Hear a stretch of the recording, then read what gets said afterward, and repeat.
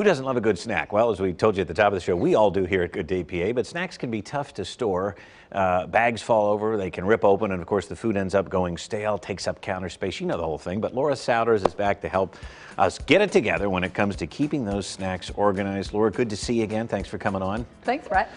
We can see here you've got a whole system. Now, the first thing we do whenever we start organizing is purge. And unopened, non-expired snacks we don't want to go bad, so we can first take them to the food banks, right? Right. Local food banks will take those unexpired, unopened items. And so if you bought something in bulk and your family didn't really like it, take those extra bags there. But also it's a good time to go through and get rid of those stale chips and things that you know your family isn't going to eat. You know, the 2-year-old raisins. Get rid of them now. we have some of those. Yeah, you're right. And like you said, food banks now especially can use it. So good stuff there. A lot of snacks like granola bars come in boxes. They can take up a lot of room. So what do you recommend for those?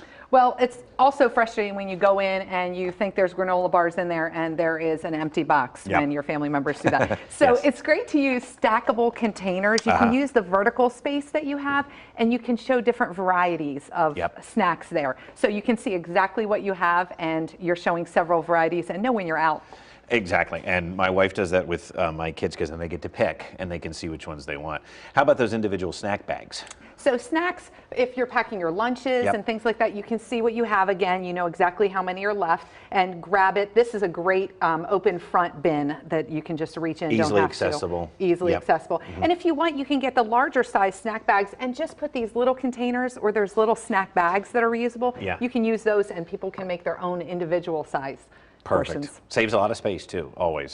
For large families, we tend to see family size bags. Those can fall over, and again, counter space, which is at a premium. How can we help with those? Using these big bins. I see people use these for all the snacks. They put everything from the leftover Halloween candy in there to anything that'll fit. So we don't want to do that. We just want to use the large ones for the large bags. So it helps not only to keep these from falling, but then you can add a little bit more on top. So you can see that. And then you don't see the things that are stale. They're not hiding too far under like the candies and things like that when you just have the big bags. I think we're all guilty of that at times. And then labeling also important. Labeling is so important. This is how everybody knows where to find their favorite snack and where to put it back. It's also really important to have these clear containers because then you know when you're out of your favorite snack and need to put it on the grocery list. Where do you get these labels? These labels are from Amazon. I love those. They actually come pre-printed. It's a sticker. They have all these stickers for you, so they go on great snack labels. On all of these bins too. Very easy. Laura, thanks so much as always. And your book right over there again is Organizing Her Life on Amazon. Perfect. Thank you so much. We'll use these tips as we always do. Thank you. Absolutely. All right, coming up next, it's time to enjoy the spring season, and whether you're planning to travel a little or stay home, we get some advice on making the most out of your days. Stay with us.